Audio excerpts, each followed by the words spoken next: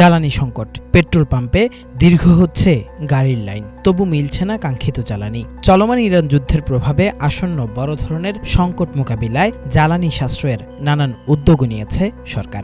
সন্ধ্যার পর বন্ধ রাখা হচ্ছে মার্কেটগুলো, আলোচনা চলছে স্কুল বন্ধ রাখার বিষয়েও।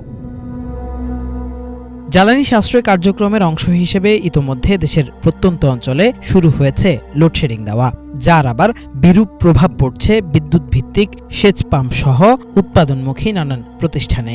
অপরদিকে ডিজেল পাচ্ছে না ডিজেল ভিত্তিক সেচ পাম্পগুলো। এই যখন পুরো দেশের পরিস্থিতি, তখন রাজধানীতে চলছে এয়ার কন্ডিশন বিলাস।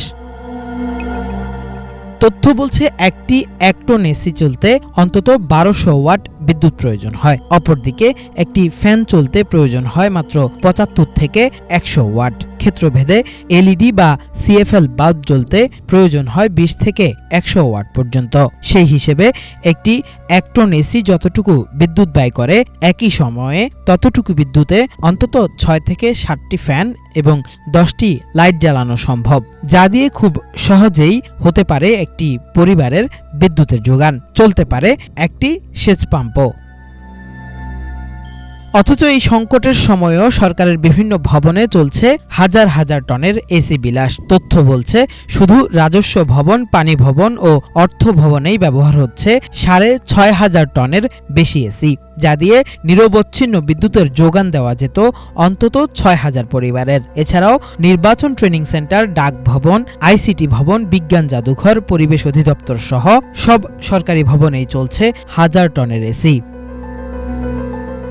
সরকারি ভবনে যখন এসির ছড়াছড়ি, বেসরকারিরা আর বাদ যাবে কেন? স্ট্যামফোর্ড বায়ুমণ্ডলীয় দূষণ অধ্যয়ন কেন্দ্রের 2019 সালের এক গবেষণা বলছে, শুধু রাজধানীর ধানমন্ডি এলাকায় 1168টি ভবনে চলছে 1,11,000টি এসি, যা টনের হিসাবে প্রায় 84,000 টনেরও বেশি। এতে বিদ্যুৎ অপচয়ের পাশাপাশি নগরীর উপর বাড়তি তাপের বোঝা চাপিয়ে দেওয়া হচ্ছে বলে জানাচ্ছেন বিশেষজ্ঞরা। 100 স্কয়ার ফিটকে ঠান্ডা করার জন্য 1 টন এসি যদি ব্যবহার করা হয়, সেটি এই এসি ব্যবহার করে 4 থেকে 5 ডিগ্রি টেম্পারেচার কমানো হচ্ছে বাসার ভিতরে, কিন্তু ফল হিসাবে বাসার বাইরে 4 থেকে 5 ডিগ্রি টেম্পারেচার এটা বাড়িয়ে দিচ্ছে আরও 100 স্কয়ার ফিটের।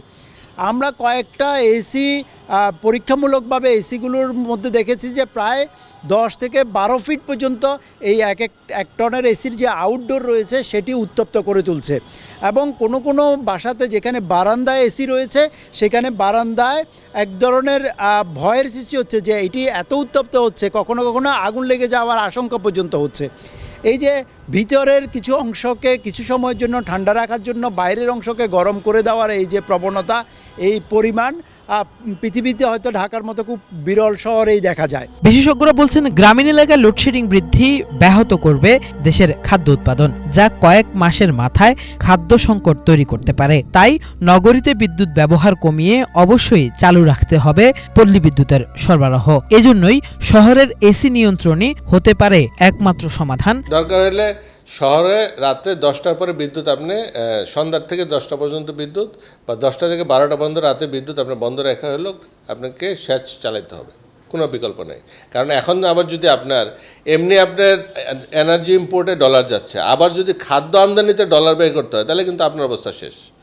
সুতরাং আপনার মাথায় রাখতে হবে যে কোনটার কনসিকোয়েন্স কোন পর্যন্ত যাবে। আমার খাদ্য নিরাপত্তা এটার সাথে সেচ জড়িত, ওখানে কোনো জিরো কম্প্রোমাইজ। এটা হলো ক্রাইসিস পিরিয়ড, এখানে আপনি লাক্সারি করা যাবে না। সরকারি প্রতিষ্ঠানগুলো যে পরিমাণ বিদ্যুৎ অপচয় করে, আপনি না রুমে আপনি যাবেন, রুমে কেউ না এসি চলতেছে, তো এইগুলো আপনি রিমোট সেন্সিংয়ে নিয়ে যান, এগুলো অটো রুমে ঢুকলে চালু হবে আবার বন্ধ হবে, এই প্রযুক্তিগুলো আপনি ইনস্টল করেন যতটুকু এফিসিয়েন্সি অর্জন করা সম্ভব।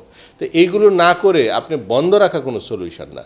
এখন সরকারকে আসলে প্রায়োরিটাইজ করতে হবে এক্সিস্টিং ফুয়েলের উপর। উপকূলীয় অঞ্চলে মানুষের পানির যে সংকট, তারা হচ্ছে যে আরও ইগুলো আছে, ওয়াটার সিস্টেমগুলো আছে, এগুলোতে পানি পাচ্ছে না, কারণ লোডশেডিং শুরু হয়ে গেছে।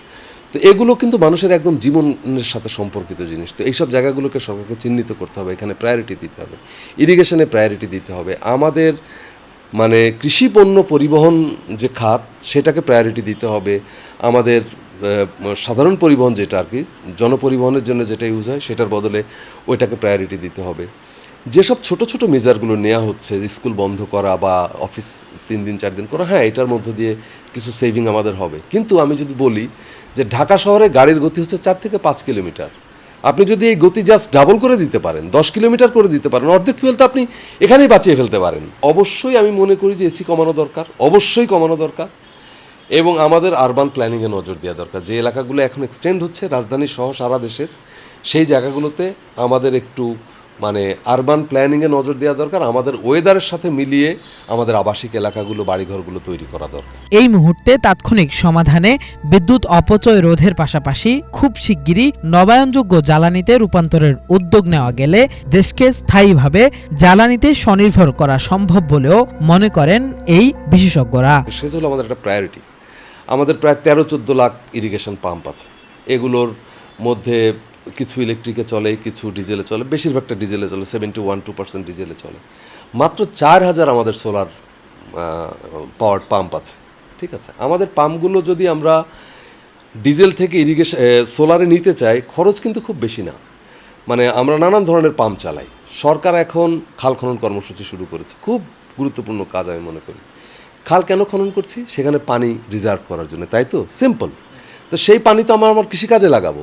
তাহলে আমি সারফেস ওয়াটার কালেক্ট করার জন্য কিন্তু ছোট ছোট সোলার মডেল দিতে পারি। এগুলোর খরচ 50,000 টাকা থেকে 1 লাখ টাকা পর্যন্ত হবে সারফেস ওয়াটার কালেক্ট করার জন্য। এটা দিয়ে কৃষকরা খুব সহজেই তাদের ছোট ছোট ভূমি চাষ করতে পারে। এটার জন্য আমার আন্ডারগ্রাউন্ড ওয়াটারে কোনো চাপ পড়বে না। আমার বড় পাম্প যেগুলো আছে সেগুলোর জন্য আমার ধরো খরচ হতে পারে 8 থেকে 10 লাখ টাকা, তাই না? তাহলে সরকার যদি খুব সুনির্দিষ্ট প্ল্যান করে যে ঠিক আছে আমি এই মুহূর্তে ডিজেলের এই ডিমান্ড আছে, এটা করতে কিন্তু সময় লাগবে না। এগুলো কিন্তু খুব ইনস্ট্যান্ট কাজ, এবং এটার এক্সপার্টিস অলরেডি আমাদের আছে। ইটকলের আছে, শ্রেডার আছে, অনেক এখানে প্রাইভেট কোম্পানি আছে, তাদের আছে যারা ইরিগেশন নিয়ে কাজ করতেছে। তো এটা কিন্তু খুব দ্রুত আমরা করে ফেলতে পারি, এবং মানে সময় লাগবে না। ডিজেল ঠিক আছে আনতে পারছি না, ওই টাকাটাই কিন্তু আমি ওইখানে ভর্তুকি দিয়ে এটা করতে পারি। আমাদের এটা চ্যালেঞ্জ, বাট এটা আমাদের লং টার্ম প্ল্যানিং করতে লাগবে, এটা কিন্তু শেষ না।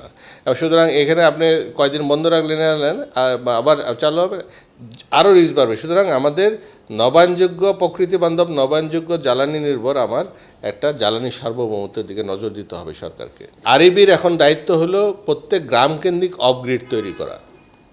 আমার গ্রিডের বিদ্যুৎ আর দরকার নেই, গ্রামে তার বিদ্যুৎ সে সোলারে উৎপাদন করবে, এবং ওখানকার ভিতরে আপনার বিভিন্ন ধরনের লোকাল ডিস্ট্রিবিউশন দিয়ে একজনকে বিদ্যুৎ দেবে। ওই পদ্ধতিতে না গেলে আমার আলটিমেটলি প্রবলেম সলভ হবে না। এবার এটা, এবং this is the last wake up call আমাদের জন্য। এবারের পরিস্থিতি থেকে শিক্ষা নিয়ে নিজস্ব জ্বালানি সক্ষমতা অর্জনে সরকার আগ্রহী হবে বলেও আশা প্রকাশ করেন এই বিশেষজ্ঞরা। কেফায়েত শাকিল, বাংলাভিশন, ঢাকা।